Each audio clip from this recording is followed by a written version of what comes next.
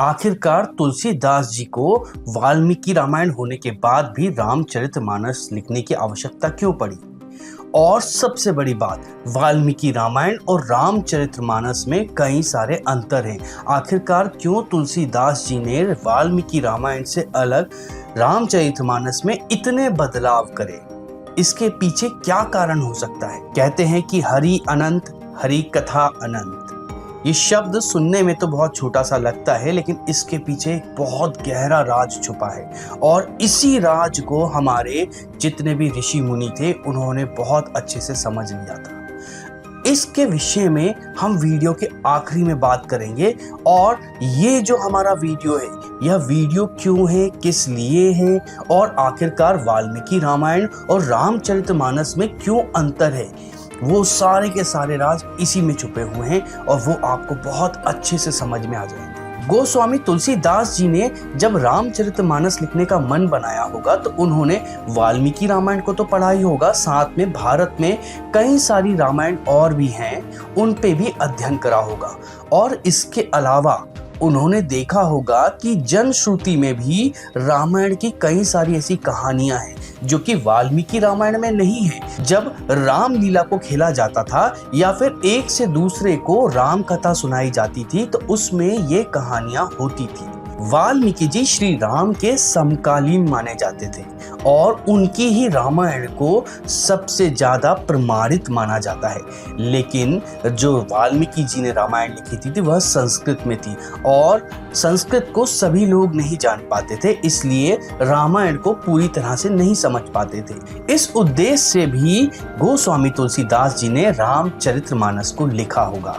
वाल्मीकि रामायण और तुलसीदास जी के रामायण में कई सारे अंतर देखने को मिलते हैं, तो वह मैं आपको बताता हूं। तो सबसे पहले इनकी लेखनी और इन चीजों से संबंधित मैं आपको बताता हूं, फिर मैं आपको बताऊंगा कि दोनों की कथा में क्या अंतर है। वाल्मीकि जी ने जो रामायण लिखी थी वह राम जी के समकालीन में थी, मतलब त्रेता युग में थी। और वहीं पर माना जाता है कि तुलसीदास जी ने जो रामचरितमानस लिखी है वो 1573 के आसपास में लिखी हुई है। वाल्मीकि जी रामायण की भाषा संस्कृत है, तो वहीं तुलसीदास जी अपनी रामचरितमानस को भोजपुरी में लिखते हैं या अवधी में लिखते हैं। कई सारे लोगों का मत यह भी है कि वह बुंदेलखंडी है, लेकिन जिस भी भाषा में है वह सरलता से समझ में आ जाती है। वाल्मीकि जी खुद रामायण के समकालीन थे, इसलिए उन्होंने अपने दृष्टि से जो देखा उसको रामायण में लिख दिया। लेकिन वहीं तुलसीदास जी ने वाल्मीकि रामायण को आधार बनाया और इसके अलावा और भी जो रामायण थी उनको आधार बनाकर रामचरितमानस का निर्माण करा। तो यह भी इन दोनों में एक अंतर है। जहाँ वाल्मीकि जी की रामायण एक काव्यात्मक तरीके से लिखी गई है और इसमें सर्ग और श्लोक है, तो वहीं रामचरितमानस में दोहे और चौपाइयाँ मिलती हैं। आज के समय वाल्मीकि जी की रामायण से ज्यादा प्रचलित रामचरितमानस है। आपको यह घर घर में और हर मंदिर में मिल जाएगी। जब आप वाल्मीकि जी की रामायण को पढ़ते हैं तो आप स्पष्ट रूप से देखते हैं कि वह एक कथा है। निष्पक्ष रूप से जो घटनाएं घटी हैं वाल्मीकि जी ने उनको ही बताया है। और इसमें जो राम जी हैं वह भगवान के अवतारित पुरुष नहीं है, बल्कि वह पुरुषों में सबसे उत्तम है। एक सामान्य पुरुष है, लेकिन पुरुष में किस तरह के उत्तम गुण होने चाहिए वह श्री राम में देखने को मिलते हैं। लेकिन वहीं जब हम रामचरितमानस की बात करते हैं तो उसमें राम जी को अवतार के रूप में, भगवान के रूप में स्पष्ट रूप से चित्रण किया गया है और साथ में बाकी के जितने भी किरदार हैं उनके बारे में भी स्पष्ट रूप से विस्तार से बताया गया है। यह मैंने आपको वाल्मीकि रामायण में और तुलसीदास जी की रामायण में साहित्यिक अंतर बताए हैं। अब दोनों के बीच में जो कथाएं हैं उनके बीच में कितना अंतर है वह मैं आपको बताता हूँ। आप जब इन अंतरों को सुनेंगे तो आपको खुद आश्चर्य होगा कि इन दोनों में कितना अंतर है। लेकिन जब आखिरी में मैं आपको बताऊंगा कि यह अंतर का भेद क्या है, आखिरकार क्यों अंतर है, तो आपके सारे कंफ्यूजन दूर हो जाएंगे। वाल्मीकि रामायण में राम जी और सीता जी का पहले कोई भी मिलन नहीं बताया गया है, लेकिन जब आप रामचरितमानस पढ़ते हैं तो उसमें श्री राम और सीता जी जनक के एक बाग में एक दूसरे को देखते हैं और वहां पर सीता जी मनी मन शिव जी से प्रार्थना करती हैं कि मुझे वर के रूप में श्री राम मिले। रामचरितमानस में दिया गया है कि सीता जी का स्वयंवर हो रहा था, तो वहां श्री राम ने धनुष को उठाया और उस पे प्रत्यंचा चढ़ाते समय वह टूट गया। लेकिन वाल्मीकि रामायण में ऐसा कोई वर्णन नहीं है और वहां पर जो धनुष के बारे में बताया गया है वो भी एक अलग कहानी है। सीता स्वयंवर वाल्मीकि रामायण में नहीं है, तुलसीदास जी की रामायण में मिलता है। जब राम जी ने अंगद को दूत बनाकर रावण के पास अंतिम बार उसे समझाने के लिए भेजा और अंगद ने रावण को समझाने की कोशिश करी और वह नहीं माना, तब अंगद ने अपना पांव जमा लिया। अंगद का पैर जम गया और उसने कहा कि आपकी सभा में जो भी महारथी मेरे पैर को हिला देगा तो हम हमारी हार मान लेंगे और राम जी के साथ पूरी सेना को लेकर हम यहाँ से वापस चले जाएंगे। और रावण की पूरी सभा में रावण के बेटे ने भी अंगद का पांव नहीं हिला पाए। ऐसे में रावण खुद आया और जब उसने अंगद का पांव पकड़ने की कोशिश करी तो अंगद ने अपना पांव हटा लिया। यह जो कथा है ये आपको तुलसीदास जी की रामायण में मिलती है, लेकिन वाल्मीकि जी की रामायण में यह कथा का कहीं जिक्र नहीं है। तो एक यह भी बहुत बड़ा अंतर है।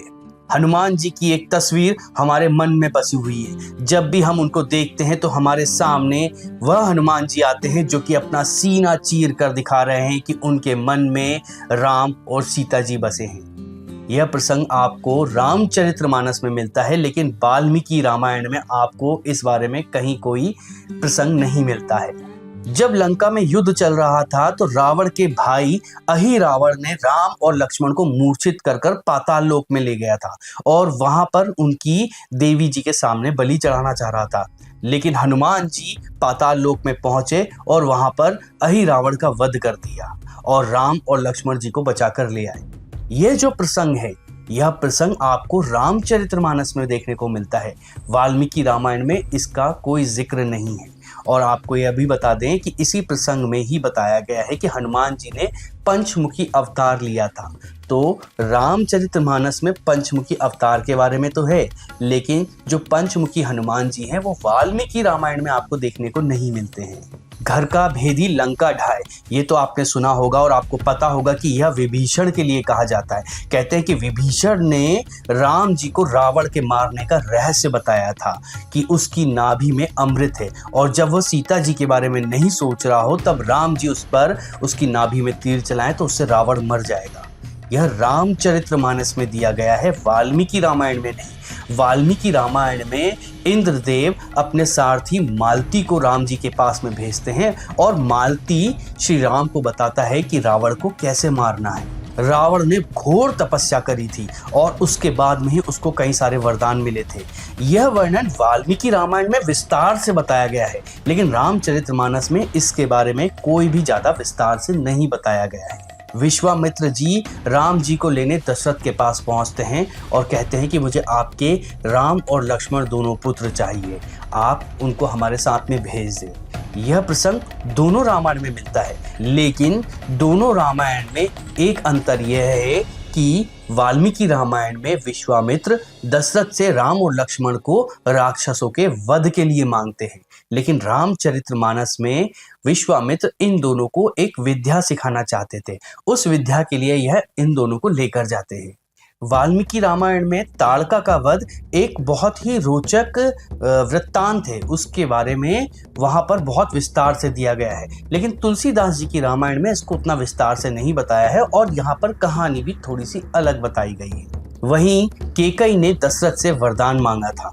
इस विषय में भी वाल्मीकि रामायण में बहुत विस्तार से बताया गया है, लेकिन रामचरितमानस में इसको बहुत संक्षिप्त करके बताया गया है। बहुत छोटे में आराम से सरलता से इसको बता दिया गया है। जब राम जी वनवास में थे तो उनके पिता दशरथ स्वर्गलोक सिधार गए थे। ऐसे में भरत राम जी और लक्ष्मण और सीता को वापस लाने के लिए जाते हैं। वाल्मीकि रामायण में इनके साथ में जनक भी जाते हैं जो कि सीता जी के पिता हैं, लेकिन तुलसीदास जी के रामायण में जनक जी भरत के साथ में नहीं जाते हैं। लक्ष्मण जी शेष नाग के अवतार थे और उनको बहुत ज्यादा क्रोध आता था। वह बात बात पर क्रोधित होते रहते थे। ऐसा लगता है जैसे कि राम जी जितने शांत थे, उनका ही एक परछाई का रूप लक्ष्मण जी थे और उनके अंदर वही क्रोध था।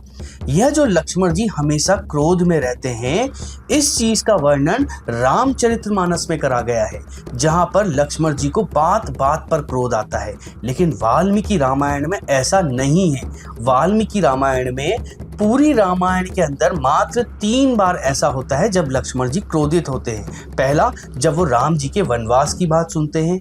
दूसरा, जब वनवास में रहते हैं और उनको पता चलता है कि भरत आ रहा है, तो उनको लगता है शायद भरत उन पे आक्रमण करने आ रहा है। और तीसरा, किष्किंधा में, जब सुग्रीव को उसका राजपाट मिल जाता है और वो लंबे समय तक भूल जाता है कि उसे राम जी के साथ में सीता की खोज करना है, तब लक्ष्मण को क्रोध आता है और राम जी उसको बोलते हैं कि जाकर आप सुग्रीव को याद दिलाइए कि उन्होंने क्या वचन दिया था। तो वाल्मीकि रामायण में मात्र 3 बार ही लक्ष्मण जी को क्रोध आता है, लेकिन तुलसीदास जी की रामायण में लक्ष्मण जी हमेशा क्रोध में रहते हैं। वहीं जब राम जी समुद्र के पास उससे रास्ता मांगने के लिए तपस्या कर रहे थे और समुद्र उनको रास्ता नहीं दे रहा था, तो रामचरितमानस में लक्ष्मण जी को क्रोध आता है और वो राम जी से कहते हैं कि आप अग्नि बाण चढ़ाएं। लेकिन वाल्मीकि रामायण में लक्ष्मण जी को क्रोध नहीं आता है, राम जी को क्रोध आता है और लक्ष्मण जी उनको बार बार शांत करने का प्रयास कर रहे होते हैं। तो देखिए, वाल्मीकि रामायण में इस कथा के अंदर राम जी को क्रोध आता है, तो वहीं रामचरितमानस में वहां पर लक्ष्मण जी को क्रोध आता है। सीता जी ने अपनी पवित्रता सिद्ध करने के लिए अग्नि परीक्षा दी थी। यह वृत्तांत आपको वाल्मीकि रामायण और रामचरितमानस दोनों में मिल जाता है। लेकिन रामचरितमानस में ऐसा माना गया है कि राम जी को पूरा सब कुछ पता था कि आगे क्या होना है, इसलिए रावण जब सीता जी को हरने आया था, उससे पहले ही राम जी ने सीता जी को अग्नि को सौंप दिया था और अग्नि से एक माया सीता निकलकर आई थी। रावण ने उस माया सीता को हरा था और जब पूरा युद्ध हो गया था और रावण जब मर गया था, तो उसके बाद जब अग्नि परीक्षा की बारी आई, तो माया सीता जब अग्नि परीक्षा दे रही थी, तो वह अग्नि के पास में ही रह गई और उसमें से जो असली सीता थी, जिनको राम जी ने अग्नि को दिया था, वह निकल कर आई थी। तो ऐसा दोनों में अंतर देखने को मिलता है। रामचरितमानस में सीता जी की छवि या माया के बारे में बताया गया है, लेकिन वाल्मीकि रामायण में जो अग्नि परीक्षा है, वो पूरी तरह से सीता जी अपने आप को सिद्ध कर रही थी, वही बताया गया है। तो एक यह बड़ा ही अंतर है दोनों में। शंकर सुवन केसरी नंदन, हनुमान जी को केसरी का पुत्र भी माना गया है और शंकर का अवतार भी माना गया है। ऐसा रामचरितमानस में दिया गया है। और रामचरितमानस में जो हनुमान जी हैं, उनको कपि, वानर कहा गया है, लेकिन वाल्मीकि रामायण में हनुमान जी को वानर कहा गया है। वानर मतलब वन में रहने वाले नर, मतलब आज के समय में आप कह सकते हैं जो आदिवासी होते हैं, जो जंगलों में रहते हैं, वैसा उनको बताया गया है। और इनको शिव जी का अवतार भी नहीं बताया गया है। तो ये हनुमान जी के विषय में भी वाल्मीकि रामायण और रामचरितमानस में अंतर देखने को मिलता है। जब राम जी सरयू नदी पार करना चाह रहे थे, तो केवट उनको मिला और केवट ने अपनी नाव में श्री राम को बिठाया, उनके उससे पहले चरण ढोए और उसके बाद उनको नदी पार करवाई। यह वृत्तांत हमको रामचरितमानस में मिलता है और केवट के बारे में वाल्मीकि रामायण में कहीं भी नहीं दिया गया है। यहाँ मैंने आपको कथा के अनुसार रामचरितमानस और वाल्मीकि जी की रामायण में क्या भेद है, क्या अंतर है, वह बताया। अभी कुछ और अंतर भी है, वह मैं आपको बता रहा हूँ। वाल्मीकि जी के रामायण को रामायण कहा जाता है। रामायण मतलब राम, आयण मतलब राम जी का मंदिर। वह रामायण जो है वह राम जी की मंदिर है, जिसमें राम जी स्थापित है। लेकिन जो तुलसीदास जी ने लिखी है, उसको बोलते हैं रामचरितमानस, मतलब राम जी के चरित्र का वर्णन करना है।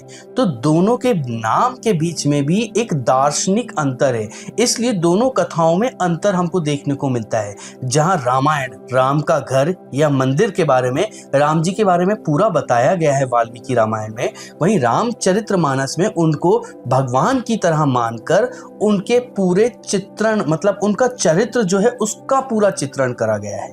जहां वाल्मीकि जी राम जी की प्रशंसक तो थे, लेकिन वह शिव जी के बहुत बड़े भक्त थे और शिव जी के ही आदेश से उन्होंने रामायण लिखी।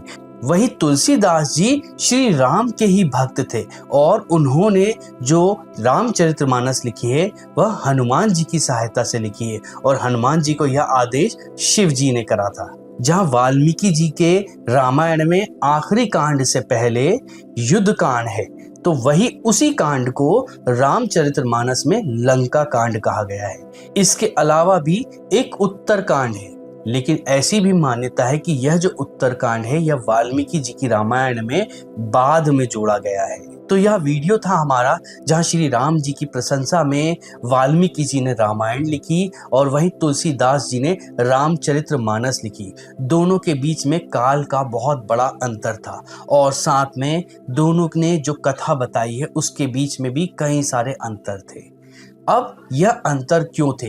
हमने वीडियो के शुरुआत में ही आपको बताया था कि हरि अनंत, हरि कथा अनंत, इसके पीछे एक बहुत बड़ा भेद छुपा हुआ है। वह भेद हम आपको बता रहे हैं। हरि अनंत, हरि कथा अनंत, इसका मतलब सिर्फ इतना ही नहीं है कि हरि अनंत है और उनकी कथा अनंत है। इसका मतलब यह भी है कि हरि जो है वो हर एक के मन में बसे हुए हैं और हर एक के मन में हरि की अलग रामायण है। उसके मन में उसने अपने पुरखों से जो सुनी है वह रामायण है और उसने जो नैतिकता का आधार बनाया है उस नैतिकता को पूर्ण तरह से पालन करना, वह भी एक राम की कल्पना है कि जब आप किसी नैतिकता को बनाते हैं और उसको पूरी तरह से कोई पालन कर सकता है तो वह सिर्फ राम ही कर सकते हैं और उनको ही आदर्श मानकर हमारा प्रयास हो कि हम श्री राम जी की तरह ही उन नैतिकता को पूरी तरह से पालन कर पाएं। और इसके अलावा तुलसीदास जी ने कई सारी रामायण सुनी होंगी जो कि या तो लिखी गई होंगी या जनश्रुति में लोगों ने एक दूसरे को सुनाया होगा। और जब तुलसीदास जी ने इस पे अध्ययन करा होगा तो पाया होगा कि इस रामायण में, जो कि वाल्मीकि रामायण है, उसके अलावा जो जनश्रुति की रामायण है उसमें भी नैतिकताओं के कई सारे ऐसे मतलब आधार हैं जिनसे मतलब जीवन जो है इंसान का वो बहुत अच्छा हो सकता है। और इसलिए उन्होंने अपनी रामायण में वाल्मीकि रामायण को तो लिया ही लिया, साथ में और जो रामायण है उनके प्रसंग को तो लिया ही लिया है और जो जनश्रुति में थी उन रामायण के भी प्रसंगों को अपने रामचरितमानस में जोड़ा है। और सिर्फ इतना ही नहीं, उन्होंने यह माना है कि हरि अनंत, हरि कथा अनंत, मतलब हमारी जो रामचरितमानस है इसके अलावा भी कई सारे ऐसे प्रसंग हैं जो कि वाल्मीकि जी से भी छूट गए हैं और हमसे भी छूट गए हैं, वह भी जनश्रुति में लोगों तक पहुंचाते रहें। इसलिए रामचरितमानस में और वाल्मीकि जी की रामायण में हमको कुछ अंतर देखने को मिलता है। साथ ही एक बहुत ही महत्वपूर्ण बात है कि हमारे यहाँ युग कई सारे हुए हैं और हर बार जब युग बीतते हैं तो सारी घटनाएं पुनः होती हैं। इसलिए रामायण भी हुई, महाभारत भी हुई, आप और हम भी हुए। मैं आपको ये जो वीडियो सुना रहा हूँ यह भी इससे पहले कईयों बार हो चुका है। इसलिए हर बार कुछ ना कुछ भेद होता ही है, यह साइंस भी प्रूव कर चुका है। तो वही जो भेद है वह जो ऋषि मुनि हैं उन्होंने अपने ध्यान से देखा और ध्यान से पता लगाया कि रामायण में क्या क्या घटनाएं घटी और कईयों बार किसी और युग की रामायण की कोई और घटना उनको स्मृति में आई और किसी और मुनि के स्मृति में किसी और समय में घटी रामायण की घटना आई। आपको यह बात सुनकर थोड़ा सा अजीब जरूर लग रहा होगा, लेकिन आपने काकभूषणी के बारे में सुना होगा। उन्होंने कईयों बार रामायण और महाभारत को होते देखा है, ऐसा उन्होंने खुद वर्णन करा है और हमारे शास्त्रों में भी यह लिखा हुआ है। तो रामायण की कथा में अंतर का कारण एक यह भी हो सकता है। इसके अलावा हमारे देश में कई सारी रामायण है, उनके बीच में भी जो अंतर है हम उस पर वीडियो बनाने वाले हैं। इसके अलावा विदेशों में भी कई सारी रामायण है और उनके अंदर भी विचित्र विचित्र घटनाओं के बारे में बताया गया है। आपको विश्वास नहीं होगा कि अग्नि परीक्षा जो है वो लक्ष्मण ने दी थी। ऐसी भी एक रामायण है। एक ऐसी भी रामायण है जिसके अंदर हनुमान जी की शादी रावण की बेटी से हुई थी। और एक ऐसी भी रामायण है जहाँ राम जी 7 वर्ष के लिए ही सिर्फ वनवास गए थे और उनके साथ लक्ष्मण जी और सीता जी नहीं गए थे। ऐसी कई सारी विचित्र कहानियां हैं जो कि विदेशों की रामायण में भी है। तो देश में कितनी रामायण है, उनके बीच में क्या अंतर है, एक वीडियो हम उस पर भी लाने वाले हैं। और एक वीडियो जो विदेश में रामायण है उसमें क्या कहानियां दी गई हैं। अगर आप चाहते हैं कि आप ये सारे वीडियो देखें तो उसके लिए आप हमारे चैनल को सब्सक्राइब करें और बेल आइकॉन को जरूर दबाएं, क्योंकि जब भी हम यह वीडियो बनाएंगे उसका नोटिफिकेशन आप तक पहुंच जाएगा। अगर आपको हमारा यह वीडियो पसंद आया तो इस वीडियो को लाइक करें, अपने साथियों के साथ में शेयर करें, हमें कमेंट कर बताएं कि आप आगे और किस विषय पर वीडियो चाहते हैं। आप हमारे चैनल को सब्सक्राइब करें क्योंकि इससे हमें धर्म प्रचार में प्रोत्साहन मिलता है।